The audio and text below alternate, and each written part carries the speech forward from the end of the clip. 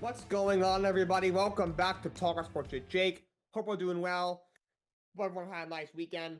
Lots to talk about. But first, college basketball. March Madness is here. It starts this week. The first four will be tomorrow and Wednesday. Thursday is, to me, the best sports day of the year.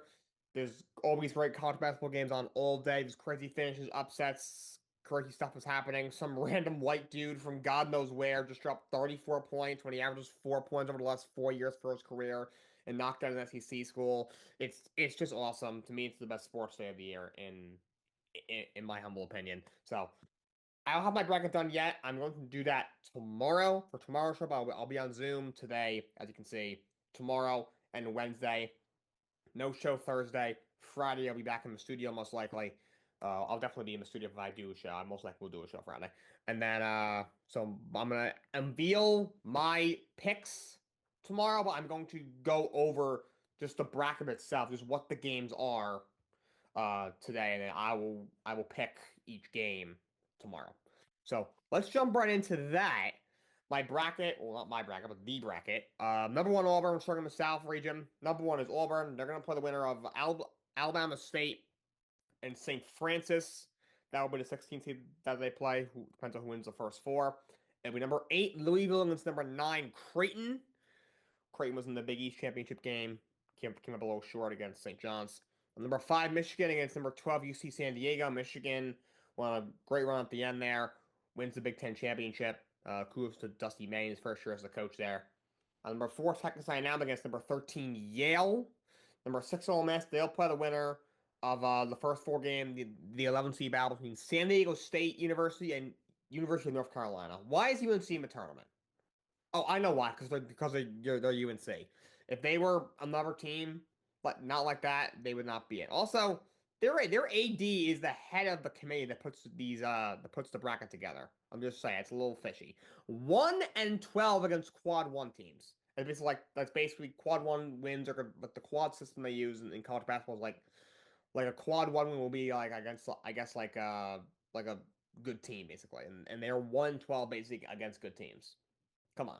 Don't put them in the tournament. Can believe West Virginia, who had a much better resume than them, did not get in over UNC. Number 3, Iowa State against number 14, Lipscomb. You have number 7, Marquette against number 10, New Mexico, and number 2, Michigan State against number 15, Bryant. In the West region, we got number 1, Florida against number 16, Norfolk State. By the way, the SEC had 14 teams in the tournament as a record for one conference in the history of college basketball. 14 teams made the tournament from one conference. That's insane. They're playing number 16 Norfolk State, number 8 UConn against number 9 Oklahoma. UConn, the two-time defending champs, had a slight down year this year, but still are an 8 seed. They play number 9 Oklahoma in the first round. Number 5 Memphis against number 12 Colorado State. Number 4 Maryland's going to play number 13 Grand Canyon. Number 6 Missouri will play number 11 Drake. Number 3 Texas Tech will play number 14 UNC Wilmington. Number 7 Kansas will play number 10 Arkansas. Of course, Arkansas is now coached by Coach John Calipari. And number 2 St. John's. The Johnnies are a 2 seed this year. What a crazy year they've had. What an incredible year they've had. They will play number 15 Omaha. That game's in Rhode Island, so that might be a sort of home court advantage for St. John's, because they play either in Jersey or at the Garden. And Rhode Island is certainly closer than Omaha. They got some Texas or somewhere down south. I don't know. I'm very bad at geography. I'm majoring in communications, not necessarily in geography. Number 1 Duke, they are the number 1 overall seed in this tournament. They will play 16 seed. Depends on who wins the first four. And that one might be Mount St. Mary's, actually. If that would be a hilarious game to play Mount St. Mary's. Someone who's seen them play basketball, they are not very good. Number 8, Mississippi State will play number 9, Baylor. Number 5, Oregon will play number 12, Liberty. Number 4, Arizona will play number 13, Akron. Number 6, BYU will play number 11, VCU. Number 3, Wisconsin, who was in the Big Ten championship game and lost, will play number 14, Montana. Number 7, St. Mary's will play number 10, Vanderbilt. And number 2, Alabama will play number 15, Robert Morris. And in the West region, it'll be number 1, Houston against number 16, SIU Edwardsville. I have never heard of them in my life.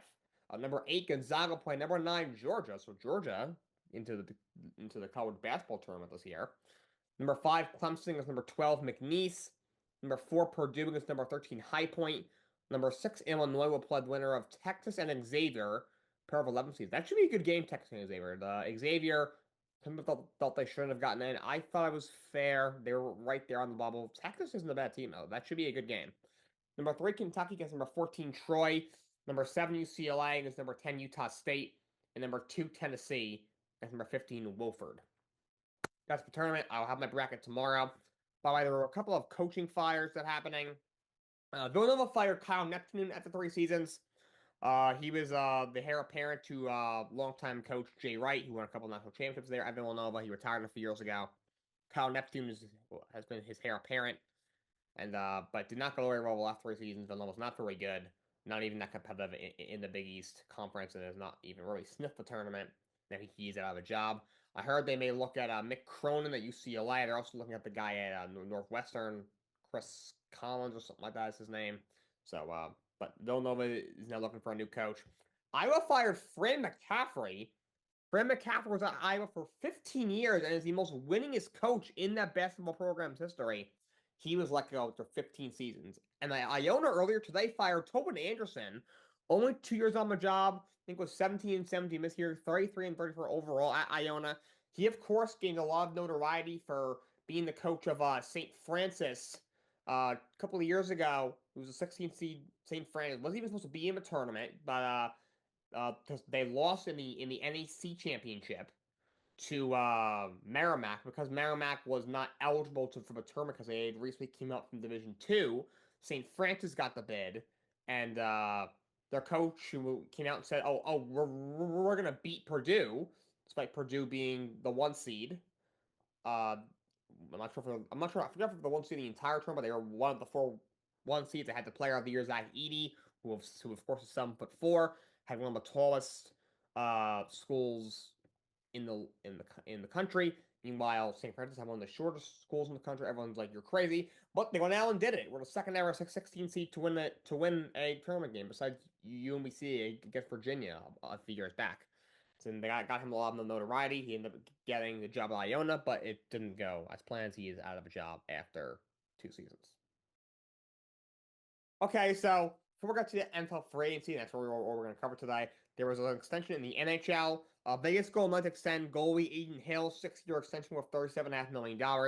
Hill's emerged as a really good goalie. He was back up in Arizona. He was in San Jose for a year. Now in his 3rd season in Vegas, he as the backup the previous 2 years played very well. Well, took over as a starting goalie midway through their postseason run a couple of years ago when they won the Stanley Cup. And played really well. Big reason why they won the Stanley Cup. Last year, as a backup in 35 games, had 271 goals against average, and the save percentage was 909. This year has been kind of split, but sort of for the most part, especially with Logan Thompson now in Washington, traded him before the season. This year, 24-11-4. 253 goals against average and a 906 save percentage. Probably the best year of his career, and he's got a big extension. He's only 28 years old. He's a very good goalie, and he will be in Vegas for going forward for sure. Now to NFL free agency. Last night, the Cincinnati Bengals extended both star receivers Jamar Chase and T. Higgins. Chase, of course, still had another year left on his deal, on his rookie deal, but he gets 4 years, $161 million, and $112 million guaranteed. He inches past Myles Garrett as the highest paid non-quarterback in the history of the NFL. T. Higgins, who was franchise tagged earlier in the offseason, gets a 4-year extension worth $115 million with the incentives that could get a little over 120, so that's about $30 million a year. Hey, look, Chase is an amazing player. Was the best receiver in the NFL stats-wise last year. To me, he's top 3 at worst, top 5 in the league. T. Higgins, to me, is a top 10 receiver in the league as well. He's really good. However, 44% of their cap is now between those 2 guys and Joe Burrow. 3 players make up 44% of the Cincinnati Bengals cap. That's not ideal. 44%. And the cap has gone up enormously over the last 2 years, especially this year.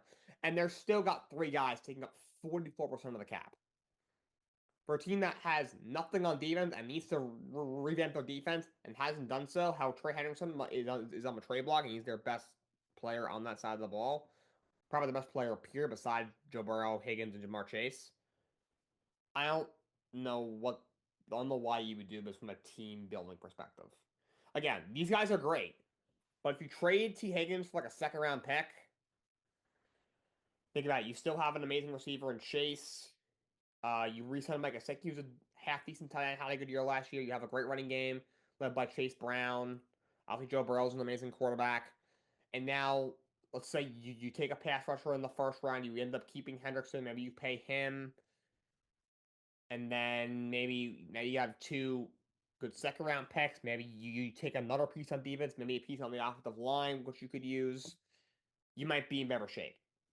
As much as I think those guys are worth the money, I don't know how they're gonna really be able to build a team around Joe Burrow outside of these two receivers. So these guys are worth the money, but now they might be stuck when it comes to a financial aspect. The other moves that happen: Vikings trade for Jordan Mason to give up two late round picks, and they give him a 2-year extension worth $7 million and $12 million guaranteed. I think this is a good move for the Vikings. I know you re-signed that Aaron Jones for 2 years, and $10 million for a year for a running back is a good amount of money. And you also have Ty Chandler there, but gotta remember, JJ McCarthy looks like he's gonna be taking over at the quarterback position. Obviously, first round pick last year, missing his entire rookie year with an injury that he suffered in preseason. He had knee surgery in preseason. At Michigan, the offense that they ran over there with Jim Harbaugh on the show, it was a lot of it was a run heavy offense, a lot of play action, leaning on top ranked defense. And the Vikings now have a really good running back committee with Aaron Jones, Drew Mason, and Ty Chandler. So Mason played really well last year in place of an injured Christian McCaffrey. Before getting hurt, he ran for 789 yards, over 5 yards a carry, and 3 touchdowns. He's a very good young back. I think this is a good move for the Vikings. Don't even get it for the 49ers, though. Are you that desperate financially that you can't pay, a 23 or 4-year-old running back, $3.5 million a year? Incentives could bring it to 6, but those incentives were probably unlikely in San Fran if Christian McCaffrey is healthy. I don't. You got like a fifth, like a fifth and a sixth round pick back for him. I don't really understand why he did that, especially with McCaffrey getting a little bit older, coming off another major injury. I would have liked to keep that guy to possibly take over the backfield in a year or two. Who knows? If you wanted, you probably could trade Christian McCaffrey, gotten back a bunch of draft picks, gotten some salary cap relief that you also desperately need, considering how the offseason has gone, and maybe not gotten the same production that you've gotten in the past from McCaffrey, but still gotten enough production for sure, considering they still have Brandon Ayuk, Ricky Pearsall, and George Kittle on their roster at receiver and then tight end. Plus, some Kyle Shanahan's offense, you throwing any running back in there, they'll produce you. Isaac Guerrero played really well down the stretch last year. Patrick Taylor in the last game of the year had a good game. Was there, their 4 coming into the year? Like, come on. What are we doing here? A text extend. Derek Stingley. He resets the cornerback market. 3-year extension worth $90 million, and 89 of that million is guaranteed. So a nearly 3-year fully guaranteed deal of $90 million. $30 million a year makes him the highest paid corner ever. The record was set by J.C. Horn earlier in the offseason when he got a 4-year, $100 million extension from the Carolina Panthers, and that was blown completely out of the water by Derek Stingley. He's one of the best corners in the league from a third overall pick by the Texans a couple of years ago. He is locked down by the Houston Texans. Vikings add Javon Hargrave, 2 years, $30 million. This is a very good signing for the Vikings. Hargrave is a really good player. Last year, injured most of the year, only played 3 games, but before that, this is one of the best pass rushers from the defensive tackle spot. The year before in San Francisco was a Pro Bowler. He had 44 tackles, 7 sacks, and 2 pass defenses, and 14 quarterback hits. Had 11 sacks the year before. He's had at least 4 sacks in every year from 2018 to 2023, and has had at least 7 and 3 straight years before last year. He's going to be 32, coming off an injury, but last time we saw him, this guy was one of the best D tackles in the league. He's a really good player, and the Vikings add him. They added him and Jonathan Allen with Grenard and Dallas Turner coming off the edge. That is a ferocious defensive line that the Minnesota Vikings have over there. The Broncos signed Evan Engram, 2 years, $23 million, $16.5 million guaranteed. It's a good signing. Engram only 9 games played last year before he got hurt, but he had 47 catches for 365 yards. in those games. Had a phenomenal year the year before. Had 114 catches in the season prior for 960 yards and 4 touchdowns. Year before that, 73 for 766 and 4 touchdowns. He's completely remade his career with the Jaguars after a tough tenure with the Giants after being a first round pick. But he is a two-time Pro Bowler. He's become one of the better pass catching tight ends in the league. Not much of a blocker, but he is an excellent pass catching tight end the Broncos at. It's a really good move for forward Denver Broncos. We saw what Jimmy Graham did in New Orleans under Sean Payton. Maybe you can do some with Evan Engram. And Darius Slice out the Steelers a year for $10 million. It was reported a week or two ago. Then it was like, oh, not finalized yet, but it's been finalized a year for $10 million. I think it's a good move for the Steelers. Slay is getting older. He is going to be 34 years old next year, and he's not the same player that he once was. But still had a decent year last year. Last year he had 49 tackles, 13 pass defenses, a forced fumble, and a fumble recovery. He's not an all-pro caliber guy anymore, but he still had solid cover corner. He's still starting caliber corner. He goes to the Pittsburgh Steelers across from Joey Porter. That definitely strengthens an already pretty strong secondary. That's a pretty good move for the Pittsburgh Steelers. Jets signed Josh Myers a year for $3.5 million. I mean, I read something today that they now have a bunch of guys from that 2020 Ohio State team. Because obviously you had Justin Fields, you already had Gary Wilson, also already had Jeremy Rucker. He's one of their tight ends. He's probably their starter right now. Tyler Conklin is still a free agent. And they had Josh Myers, who was on that team as well. So Myers didn't have a great year last year in Green Bay. He's a center. Was about a league average pass blocker, but really struggled in run blocking. If I had to guess, he will not start next year unless you were to put him at center and move Tippmann to guard and Vera Tucker to center. You put Josh Myers at right guard and move Vera Tucker to right tackle. But I don't think they'll do that. He didn't have a great year last year, so I do think he will be a death piece, but not a bad death piece to have. Obviously, he's got a bunch of his old college friends on the team. Jets also let go of C.J. Mosley. At first, I really didn't like this. This is a former All-Pro linebacker. More I thought about it, the word made a lot of sense. He's going to be 33 next year. Only played 4 games last year because he's coming off a major injury.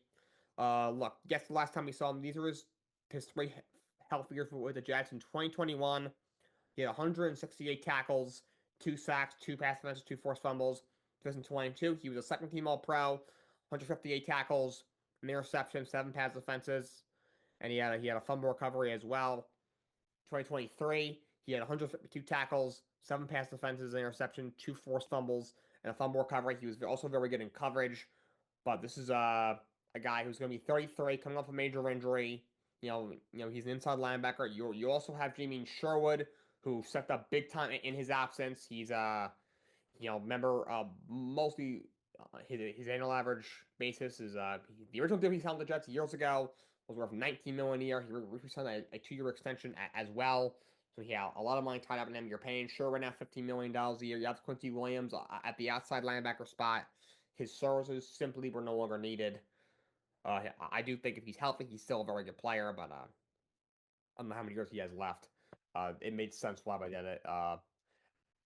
I liked him. He was a great player for the Jets. He was definitely one of their leaders, but his services simply were no longer needed for the price tag that he was at. A little rescue for guys going to be 33 coming off that injury. The Carolina Panthers make a move to sign Rico Dentale a year for $6.2 million. This is a good move. They do already have Trevor Hubbard, who they gave a big extension last year, but Jonathan Brooks has not been able to stay on the field since they drafted him 2 years ago. How he using? He was already injured coming into the NFL. Who knows if he'll stay healthy? And not Hubbard. Rico Dowdle had a very strong year last year. Quietly had over 1,000 yards rushing last year. Really good year for the Dallas Cowboys. Only had 2 touchdowns. Dallas was kind of a mess last year. I do think he'll be better in Carolina. They got a little bit of a better offensive line, which will help. He averaged I think 4.6 yards a carry. So he's still only gonna be 27 years old next year. Doesn't have a ton of tread on the tires. 235 carries last year. Only had 96 carries in his career prior to that. So 27, you're thinking, all right, this is like the back half of his prime for him. It could be close to the start of it because last year was really the only year he had a full workload of carry. So we go down to the Panthers a year for $6.2 million. So for Dallas, I guess you enjoyed Javonte Williams and his just inefficient as hell running. Well, I don't know what's going on over there. I don't know if Jerry knows what free agency is. I mean, he said at the top of free agency, like he did in the interview, he says, "I don't view free agency as a time to fill holes." But what do you view it as? A time for you to take a nap? Who knows? It's his football team. As the worse it is, the more I can laugh at the Cowboys. So if anything, us fans are the winners. So I guess in that case, thank you, Jerry Jones. San Francisco 49ers signed Mac Jones, 2 years, $7 million, worth up to 11 million. I think it's a decent signing. Look, Mac was the first one, obviously, by the Patriots. It did not work out by any means. Last year, he played in 10 games and started 7-11 in place of an injured Trevor Lawrence. Completed 65% of his passes for just over 1,600 yards, 8 touchdowns, and 8 picks. So, not great. He's not very good, but he's only going to be 27 years old. He was a first round pick. He was an all pro in his rookie season. He was no rookie guy in his rookie year, almost was rookie of the year. He completed 67% of his passes for 3,800 yards and 22 touchdowns in his rookie year. But it was down up from there. His second year, in 14 games, he 65% of his passes he completed, just over 3,000 yards, 14 touchdowns, 11 picks. And his last year in New England, only 11 games because he was hurt and he got benched for Barry Zappi. Only went 2-9, just over 2,100 yards, 10 touchdowns, 12 picks. The guy he does not have a very good arm at all. He's somewhat accurate, but not a very good arm. Decision making is just kind of okay. Not mobile. I don't see him being a starter in this league, but he's in San Francisco. Gets to work with Kyle Shanahan. He's got some good weapons over there. You never know, but I don't see much coming out of Mac Jones. I think he's a massive bust, but if there's a spot that's gonna fix him, it's San Francisco. For what it's worth. Cooper Kupp signs with the Seattle Seahawks, 3 years, $45 million. I do think this is an overpay by the Seattle Seahawks. I wouldn't have paid him much more than probably 12 or 13 million, but this is a good addition. Cooper Kupp is getting older. He is going to be 32 years old. He's had a lot of injuries in recent years. He's not played more than 12 games since 2021 when he had that record-breaking year. But he's still a solid receiver. Last year in 12 games, he had 7 catches for 710 and 6 scores. When healthy, Cooper Kupp is a really good receiver. Still, maybe not an all-pro guy, but he's still a solid secondary receiver when he's healthy. I think that's a good addition to Bob Seattle Seahawks. Need a two. Of course, they traded DK Metcalf to Pittsburgh. They let go of Tyler Lockett. So besides Jackson Smith-Njigba, who I do think is an amazing receiver from a first-round pick, played very well last year. I think could be in for a huge breakout year. Cooper Kupp was a very good addition to the Seattle Seahawks receiving core, and also they brought in Sam Darnold at quarterback. He needs some weapons, and then we get to another one in Cooper Kupp. Very end of the thing here. Cowboys signed Dante Fowler a year for $8 million. This is a rare good signing by the Dallas Cowboys. He was with Dallas a few years, only 2 seasons ago. This is a guy who was a very high pick by Jacksonville. I think it was like the third pick from a draft, I think. Something like that. He was a very, very high pick. Didn't really work out in Jacksonville. And since they sent him to the Rams in a trade, 2019 had 11.5 sacks for the Rams. Got him a big contract with the Atlanta Falcons. Had just 7.5 sacks in 2 seasons. Got let go. Goes to Dallas as a rotational pass rusher. Had 10 sacks in 2 years despite not starting a single game. And this year in Washington, mainly as a rotational guy, had 10.5 sacks, 39 tackles, 2 forced fumbles, a pass defense, and an interception, and 12 quarterback hits. So he's going to be 31 years old. So he's a solid veteran. He's turned himself, although he may not be the star of the Jacksonville. They took him third overall back in 2016, but he turned himself into a very productive pass rusher. As a guy who rotates in on passing downs, and Dallas Cowboys add him. I guess that's their replacement for Marcus Lawrence, who also signed with this. Speaking of the Seahawks, he also signed with the Seattle Seahawks. The last thing I'm going to leave you guys with, the Falcons said they're going to keep Kirk Cousins past the new league year, so his $10 million roster bonus has been guaranteed, which means he's now due $37 million in guaranteed money. I don't understand this. I get financially it would have been messy to let him go. Trade's going to be messy. You won't get a whole lot back probably. And you're going to probably have to eat some money, but you can't have him there as the backup. First of all, you have a backup quarterback who's got a $37 million guaranteed contract. That's just horrible roster management. Well, if I'm Michael Penix, I'm like, do you really have a lot of confidence in me? You don't want to kill young quarterback's confidence. So that's That's not a good idea. I heard maybe a trade could happen if maybe someone loses a quarterback and they're desperate and maybe someone will throw a pick, but I think they're open to it. But for now, he's gonna stick on the Atlanta Falcons. Not sure why, but that's all I got for you guys today. Till next time, so long. Have a great day.